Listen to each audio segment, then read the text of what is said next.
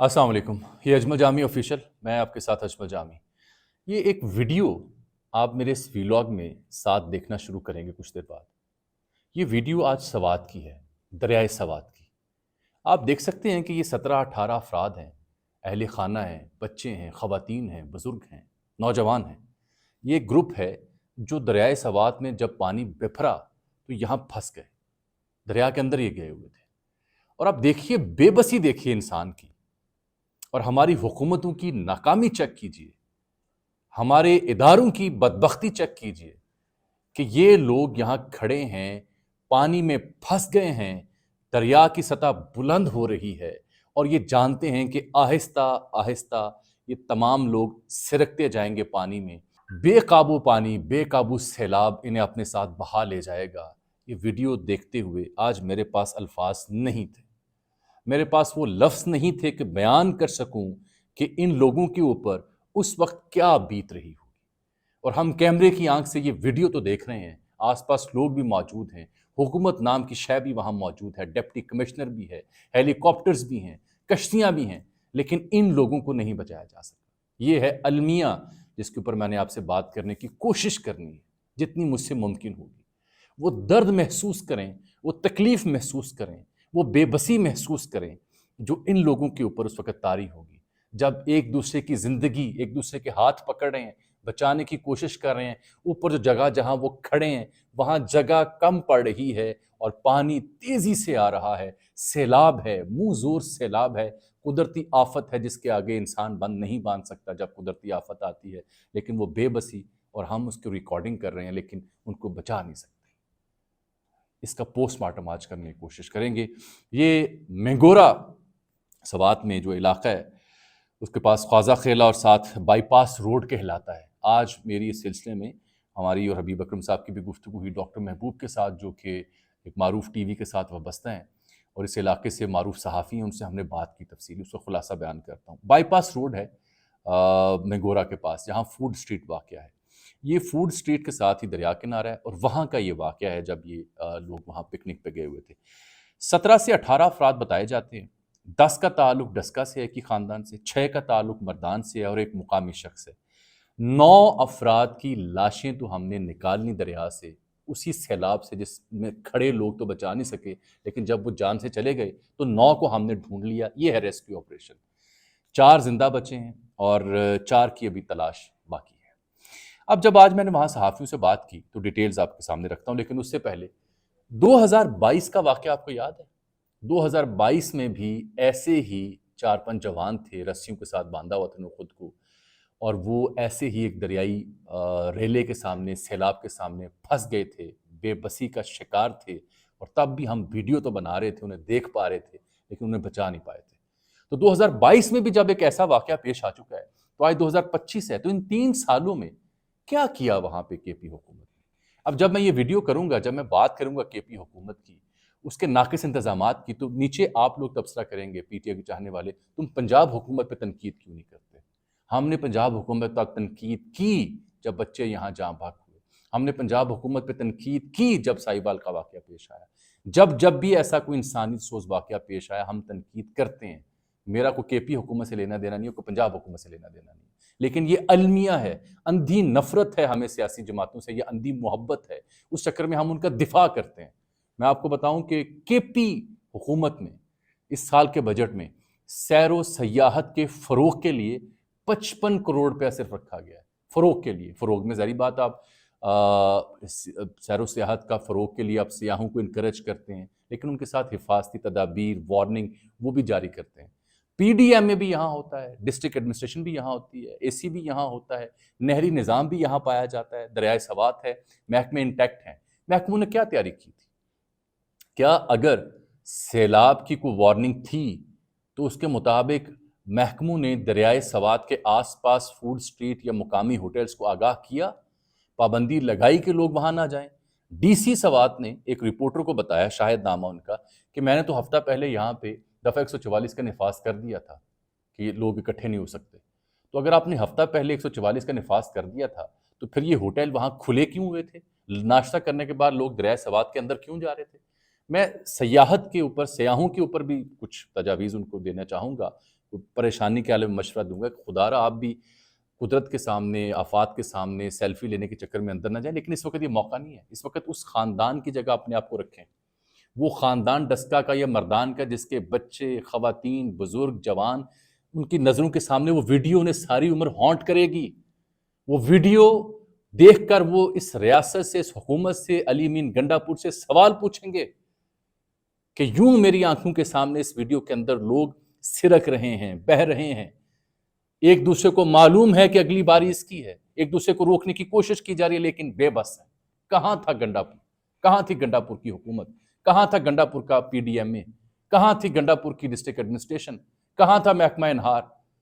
یہاں اسی موقع پر اگر یہ گنڈا پور صاحب کے کسی سیاستدان کے، کسی بیوروکریٹ کے، کسی عسکری حکام کے، کسی جج کے بچے ہوتے اور وہ یہاں پھنسے ہوتے تو کیا انہیں ایسے بہنے دیا جاتا؟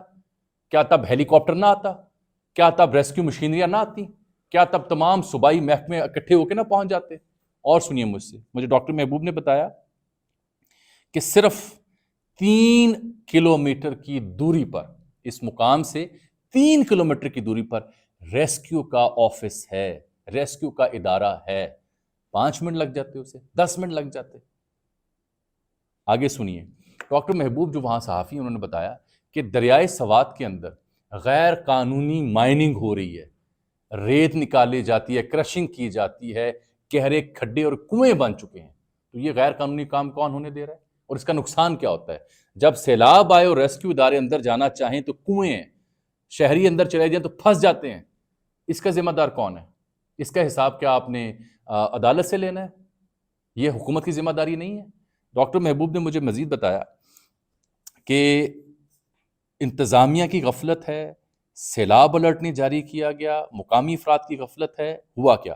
وہ کہتے ہیں یہاں ہر شام، ہر صبح ہزاروں افراد آتے ہیں پکنک منانے، کیونکہ یہاں پہ ہوٹلز ہیں، فوڈ اسٹریٹ ہے. 144 دفعہ کا نفاذ ڈی سی نے تو کہا میں نے کر دیا، لیکن عملی طور پر یہاں پہ 144 کا نفاذ نہیں تھا. اگر ہوتا تو یہ ہوٹل کیوں کھلے ہوتے؟ اگر ہوتا تو یہ لوگ وہاں تک کیسے پہنچے ہوتے؟ اچھا، وہ کہتے ہیں جی 3 نہریں ہیں آس پاس جو دریائے سوات میں یہاں آ کے گرتی ہیں. ان نہروں میں جب پانی کی سطح بلند ہوئی، ظاہر بات ہے ریلے کی صورت میں آیا نا، پہلے تو پانی وہاں بہت نارمل تھا، اس لیے لوگ اندر چلے گئے، سوچا کہ یہاں پہ کچھ نہیں ہے. تو وہ جب نہروں سے پانی نکلا دور کے علاقوں سے، بحرین سے، مدین سے یا دیگر علاقوں سے، وہ پانی یہاں تک آیا تو وہ 10 سیکنڈ میں تو نہیں آیا، اس کو وقت لگا ہوگا یہاں ٹریول کرنے میں پانی کو. تو جب وہاں سے ان علاقوں سے جو چھوٹے موٹے نالے یا نہریں یہاں دریا تک پہنچتی ہیں، ان میں جب پانی کی سطح بلند ہوئی تو وہ دریائے سوات کی جانب وہ چل پڑی.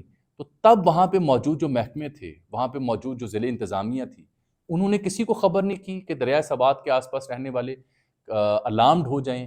انتظامیہ جو ہے اس علاقے کی خاصہ خیلہ کی، اس کو نہیں بتایا کہ یہاں پانی کا ریلا آ رہا ہے. اگر نہیں بتایا تو مجرم کون ہے؟ اور آپ تازہ خبر سنیں، ترجمان جو ہیں کے پی حکومت کے، انہوں نے کہا جی ڈی سی معطل کر دیا، اے سی معطل کر دیا. وہ بھائی ڈی سی اے سی کیوں معطل ہوتے ہیں؟ آپ لوگ کیوں نہیں ہوتے؟ یہی کام پنجاب حکومت کیا کرتی تھی شہباز صاحب کے دور میں. شہباز شریف کی حکومت یہاں ہوا کرتی تھی تو کیا ہوتا تھا؟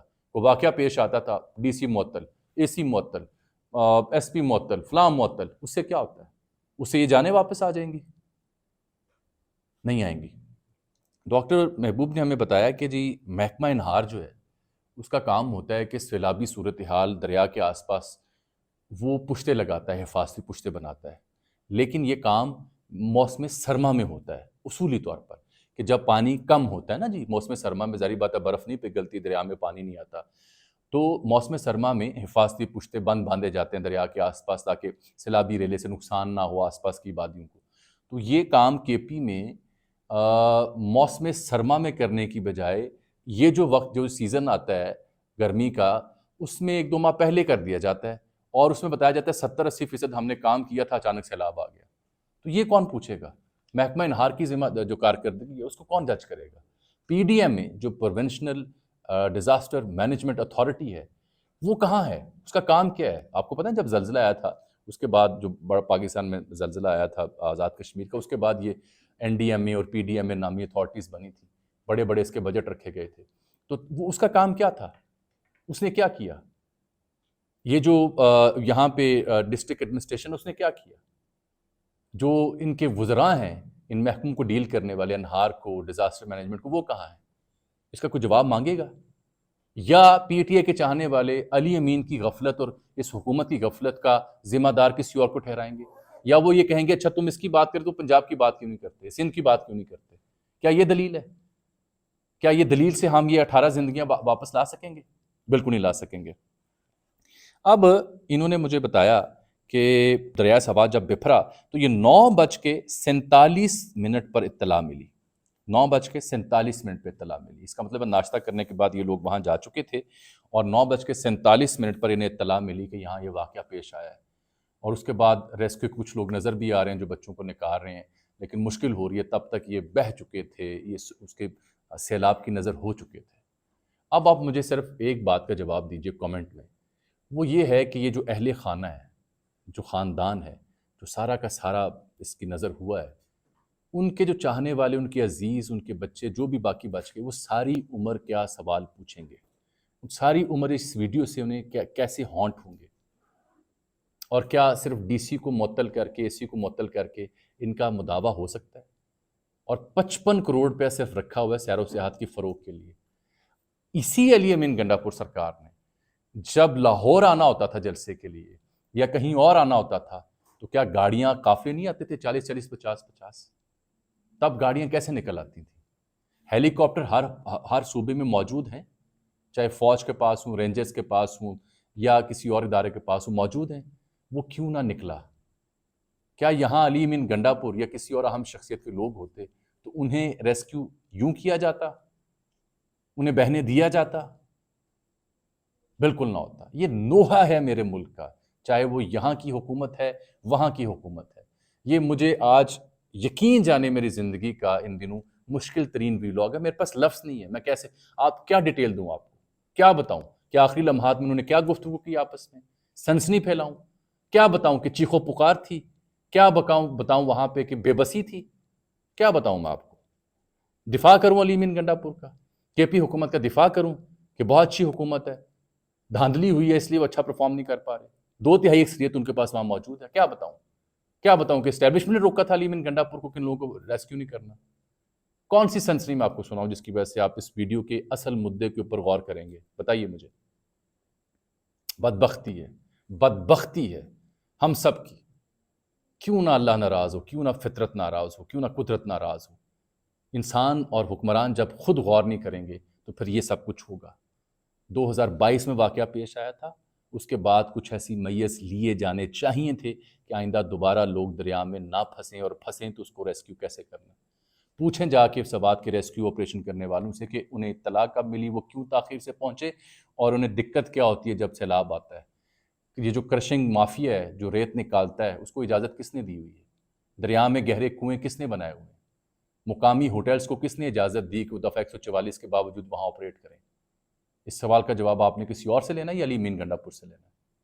فی الحال یہ ویڈیو میرے جھلکیوں میں ہے، ذہن میں ہے، اس کو میں نکالنے سے اپنے ذہن سے قاصر ہوں۔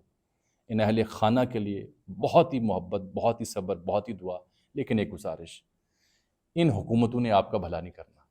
آپ اگر سیر و سیاحت کے شوقین ہیں تو یہ میرے ہاتھ جوڑے ہوئے ہیں، مہربانی کریں، دریاؤں کے اندر گھسنے سے انکار کریں، بچوں کو ایسی جگہوں سے دور رکھیں۔ بس آپ نے ایک نظارہ دکھا دیا، یہ کافی ہے۔ کھلی فضا میں آپ سانس لے رہے ہیں، بہت اللہ کا کرم ہے، بہت نعمت ہے، معاف کیجیے ان چیزوں کو۔ اللہ حافظ۔